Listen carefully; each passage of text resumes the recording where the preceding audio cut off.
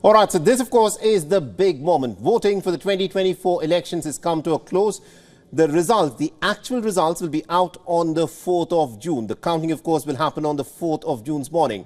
But what is happening now is something very interesting. This is the process of exit polls. Predictions are going to be made as to which way the voters have voted.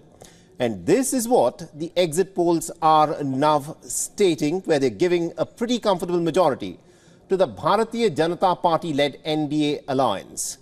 Now, the ruling alliance, which has been in power for 10 long years, believe it or not, is likely to face little to no anti-incumbency.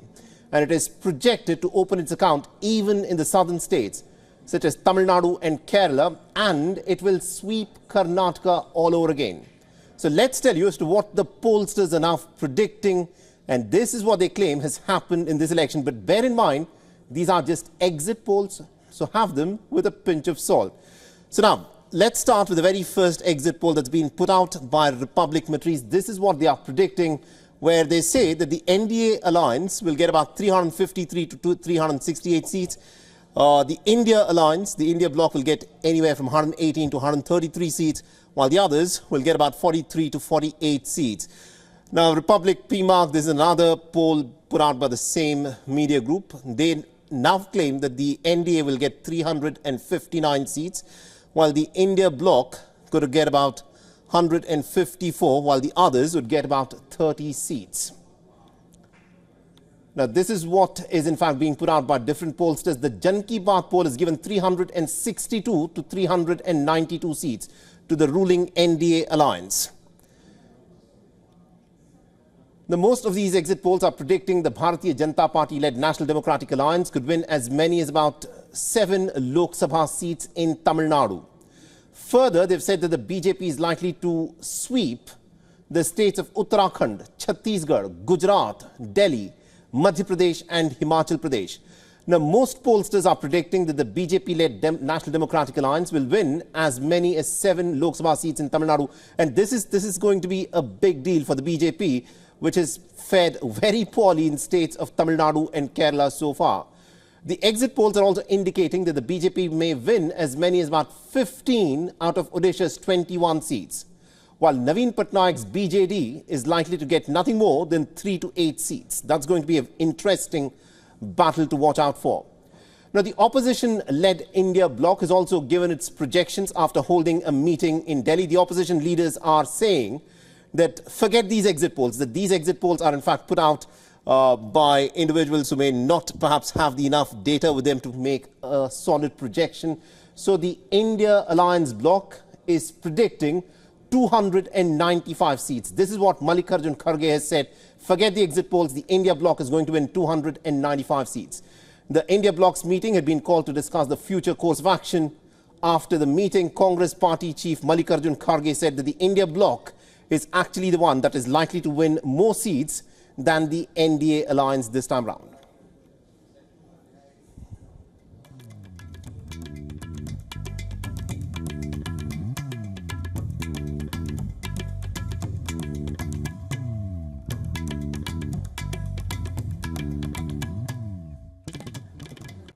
All right, now to help make sense of what these exit poll figures actually mean and as to how each of these alliance partners would be looking at these exit polls, we're being joined by Mr. Makarand Puranjape. You've just seen what the pollsters are predicting.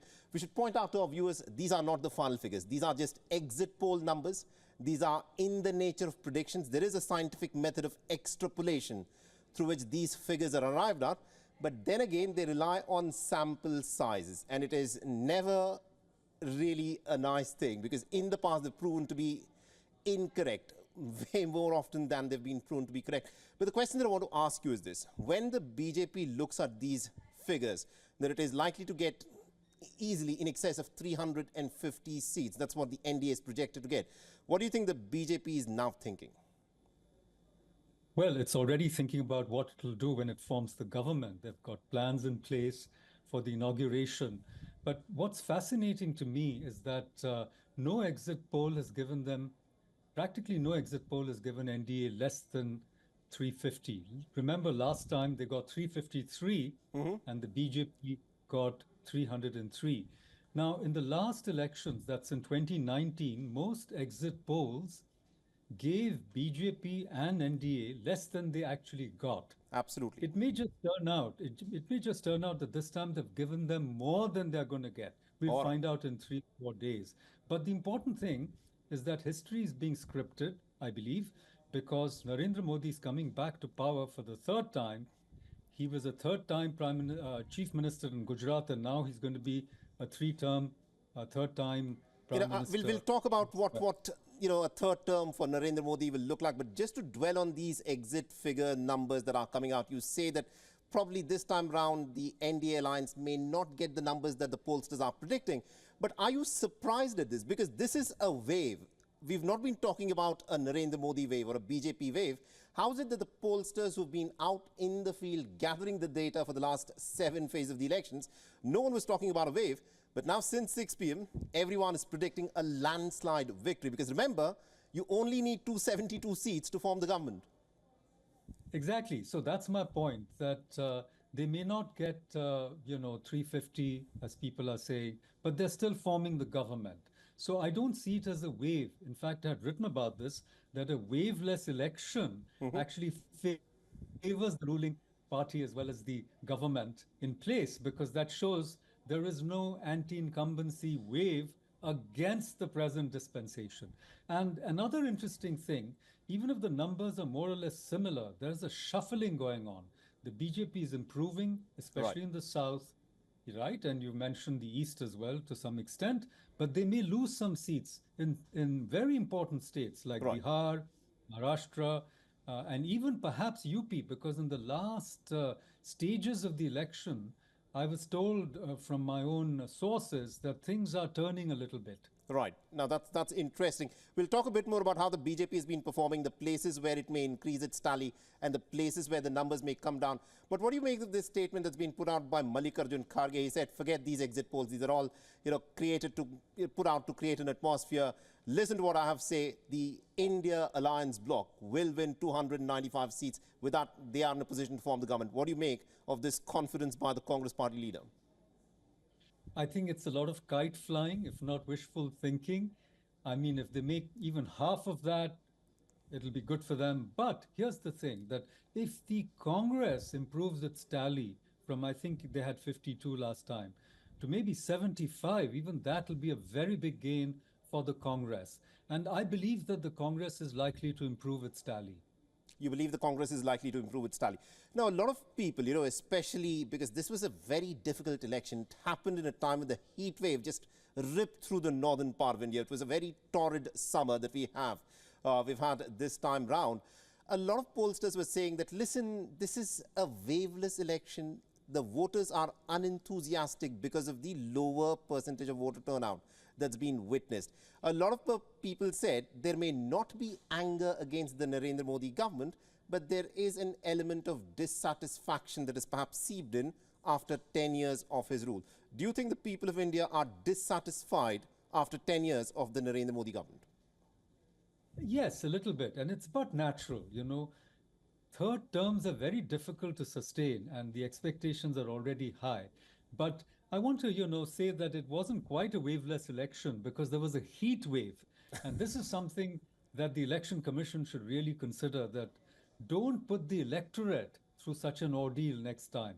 Make it in the more pleasant months of the year so that voting is easier and democracy itself is not an ordeal for India.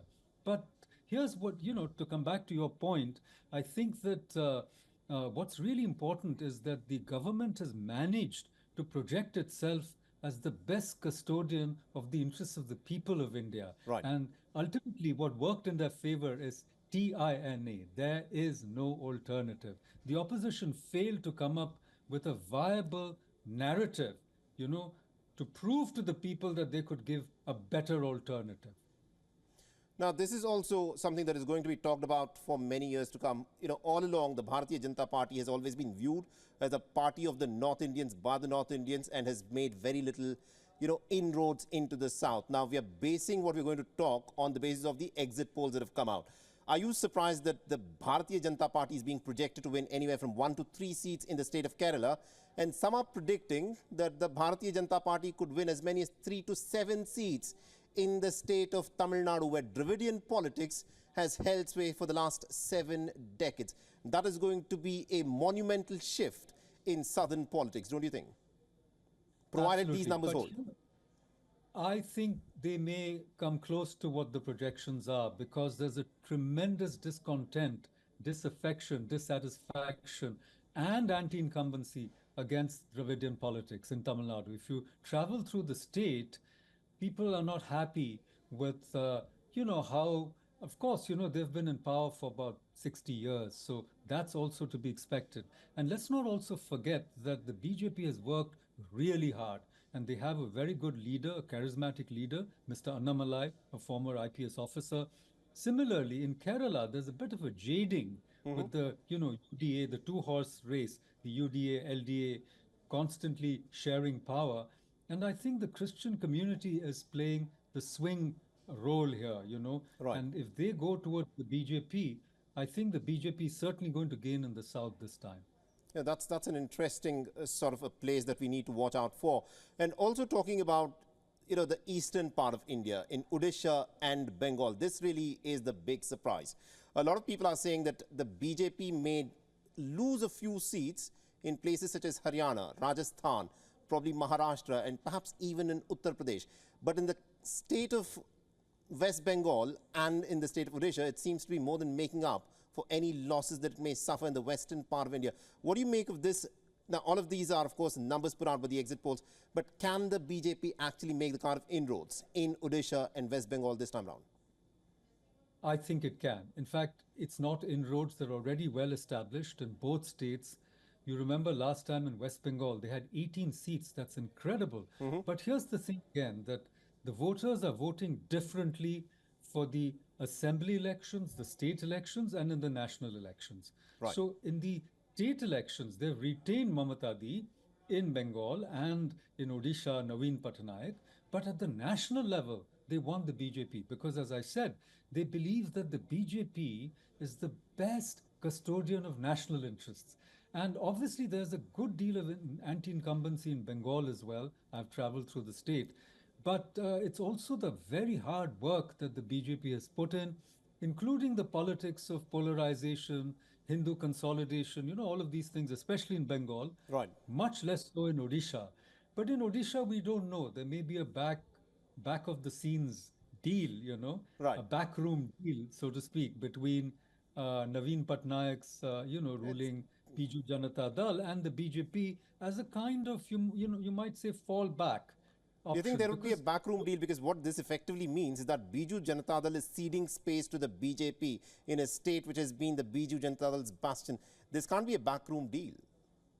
no, I mean they are willing to cede space at the national level. Right. Don't forget there's a simultaneous poll for the state elections as well Absolutely.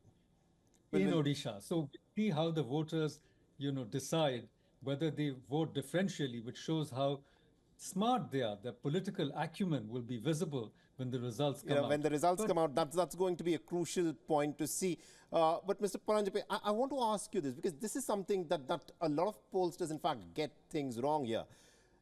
What do people actually vote upon? Do they vote upon hard, concrete, rational things, or is the Indian voter driven by his emotional instinct? Because Narendra Modi has got this very rare quality that few leaders have, that he's able to connect at an emotional level with the people of India. And that is what you see in election after election, where Prime Minister Narendra Modi goes and campaigns. Despite what the performance of the local MP or MLA has been, he seems to be able to sway the voters there. What is it? Is it hard, rational thinking that drives us to have a voter votes, or is it the emotional appeal of a leader here? Mr. Saleh, it's both. Now, let me put the contrary argument. If the local candidate is really bad, as we saw in the state elections in Bangalore and in Karnataka, and if the local party hasn't performed well, and the local party then was BJP, despite the charisma of the prime minister, they voted the BJP out. So I think both matter. Development matters, the delivery of development matters, Right. Economics matters, as Mr. Bhalla has said in his recent book, but the emotional connect is so important. All right. Think about it as human beings, whom will you trust? Voting is about trusting somebody, right? You're handing over your future 5 years to a leader. And even if the common people are hurting with unemployment, with inflation, with other problems, they still believe that the best bet given, Right. the option before them All right. is the BJP. So I think both matter. It's interesting that you say both of these things matters. We'll, of course, continue to talk and discuss about how things go, because only one part of the election, the voting process, has ended. The other part, the vote counting and the results, are yet to come. And that, of course, will come on the 4th of June. Thank you very much indeed, Mr. Makarand Paranjape, for joining us and getting us all those insights there. Thank you, Mr. Saleh. For all the latest news, download the WION app and subscribe to our YouTube channel.